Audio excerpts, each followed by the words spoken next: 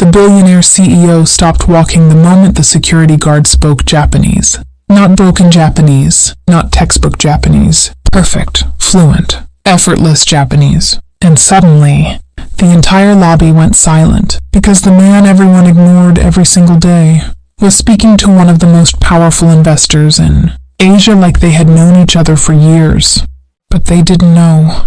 That was only the beginning. And before this day ended, that same invisible security guard would save a multi-million-dollar deal and expose the biggest mistake the company had ever made.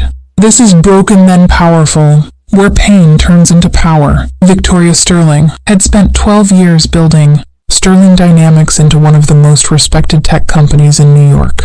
People called her cold, calculated, untouchable. But people rarely understand what it costs to become powerful, especially for a woman who had spent her entire life fighting to survive in rooms where nobody expected her to win. So she learned to stop trusting people, stop slowing down, stop looking around. Every morning, Victoria entered the company's glass tower the same exact way. Coffee in hand, phone against her ear, eyes forward, no distractions. And every morning, the night security guard quietly opened the lobby doors for her. His name was Ethan Cole. Mid-30s, calm, polite, almost invisible. Most employees barely noticed him. To them, he was just the quiet security guy who checked badges and monitored cameras overnight. Nothing special, nothing important.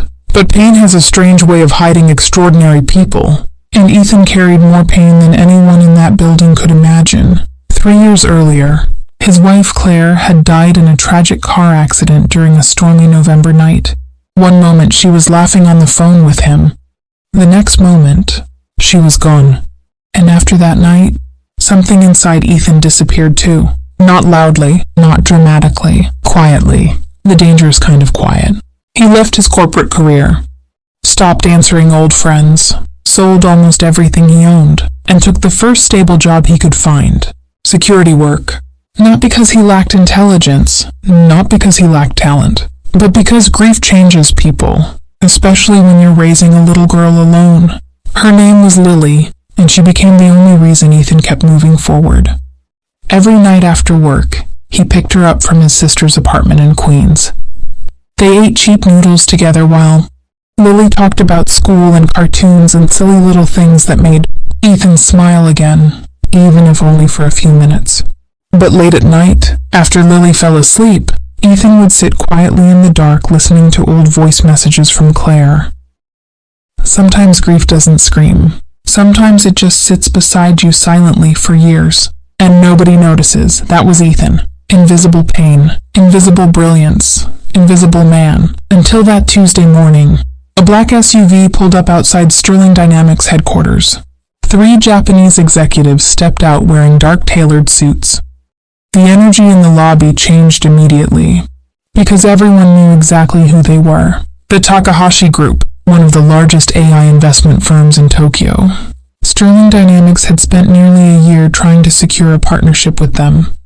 If this deal succeeded, the company would expand globally. If it failed, Victoria's competitors would crush them. And right before the meeting, everything went wrong. The company's professional translator suddenly canceled. No warning, no replacement, nothing. Panic spread through the building. Assistants rushed across the lobby. Executives whispered nervously. Victoria's CFO looked ready to collapse. "We should reschedule," he whispered. Victoria immediately shook her head. "No, you do not reschedule people like the Takahashi Group." But deep down, even she knew this disaster could cost millions. Then something unexpected happened. One of the Japanese executives approached the front desk looking frustrated. Nobody understood him. Not the receptionist, not the assistants, not the international liaison team. The silence became painfully awkward, until a calm voice spoke near the security desk. "Sumimasen, watashi ga tetsudaimasu." "Excuse me, I can help." Everyone turned. Ethan stepped forward calmly. And then he started speaking fluent Japanese. Not slowly, not carefully. Fluent, natural, effortless. The Japanese executives froze. One of them blinked in disbelief. Then suddenly, Their entire attitude changed. Relief, respect, comfort. Within seconds, Ethan was helping them navigate the building while casually discussing Tokyo neighborhoods and business etiquette, like someone who had lived there for years. Victoria stared at him in complete disbelief, because none of this made sense, not even a little. After the executives entered the elevator, Victoria walked directly toward Ethan. Where did you learn Japanese? Ethan looked slightly uncomfortable. University. You studied in Japan? For 2 years. Victoria frowned. You lived there? Ethan nodded quietly, and that's when she noticed something strange. He wasn't trying to impress her. No arrogance, no ego, no performance, just calm confidence, like a man who stopped needing validation a long time ago. What did you do before security work? She asked softly. For the first time, pain moved behind Ethan's eyes. I worked in international cybersecurity. Victoria blinked. What? I specialized in Japanese corporate systems. The silence between them felt heavy, because suddenly, the security guard standing in front of her didn't seem invisible anymore. He seemed misplaced, like life had pushed someone extraordinary into the wrong chapter. What happened? She asked quietly. Ethan looked toward the lobby windows. My wife died. That was it. No dramatic speech, no self-pity, just 3 simple words. But somehow, those words carried years of suffering inside them. And for some reason, Victoria understood immediately. Because years earlier, before Sterling Dynamics became successful, Victoria had lost her younger brother to addiction. And after that, she buried herself in work, built walls around her heart, built power, built distance. Success made her wealthy, but grief made her lonely. And now she was standing in front of someone, carrying the exact same loneliness in his eyes, just differently. An hour later, Victoria made a decision that shocked the company. She asked Ethan to join the meeting. Not as security, as lead interpreter.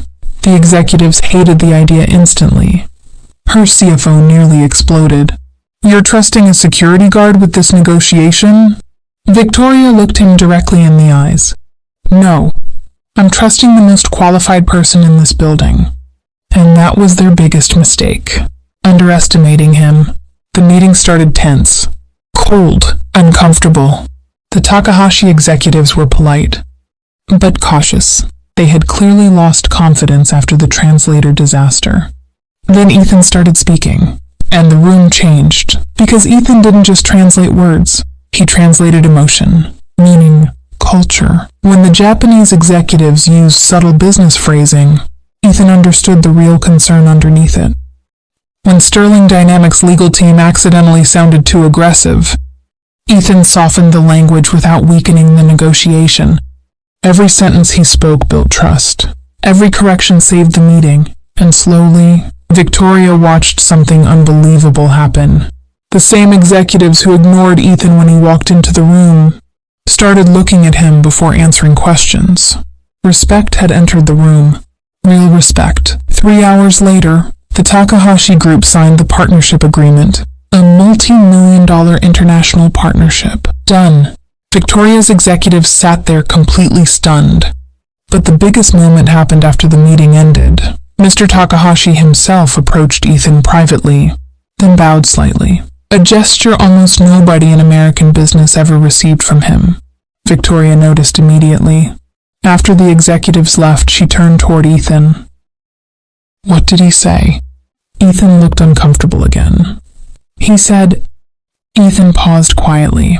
He said this company almost made the mistake of overlooking the most valuable person in the building.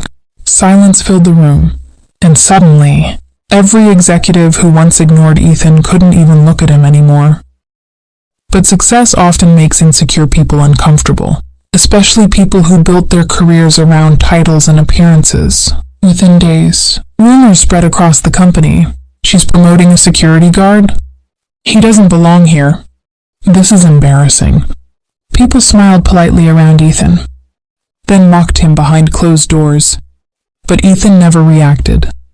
He stayed silent, but not weak, because pain had already taught him something powerful. People who survive real suffering stop caring about shallow opinions. And Victoria noticed that too. One evening, she stayed late at the office and found Ethan sitting alone in the cafeteria, quietly looking at his phone. On the screen was a little girl smiling proudly while holding up a school drawing. Lily. Victoria smiled slightly. She yours? Ethan nodded. She's the reason I kept going.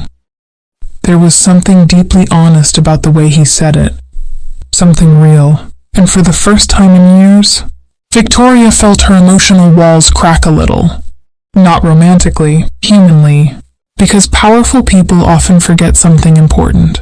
The strongest people in the world are usually the quietest ones. A month later, Victoria officially created a new executive position for Ethan, Director of Global Communications. The board was furious. One executive actually laughed during the meeting. A security guard? Victoria stayed calm. Then she placed a folder on the table. Inside were the results: the Japanese partnership, 3 new international contracts, millions in company growth, all connected to Ethan's work. Then Victoria said something nobody in that room ever forgot. Some people wear suits to look important. Others carry greatness quietly. And if this company cannot recognize talent without a title attached to it, then we do not deserve to call ourselves leaders. Nobody argued after that, because truth becomes difficult to fight when the results are sitting right in front of you. 6 months later, Ethan stood in the same lobby where people once ignored him every single day. But now employees greeted him differently. Not because of his title, because they finally saw him, really saw him. And one evening, as Ethan walked out of the building holding Lily's hand, she looked up at him and asked, "Daddy, were you always this smart?" Ethan smiled softly, then gave the most important answer in this entire story.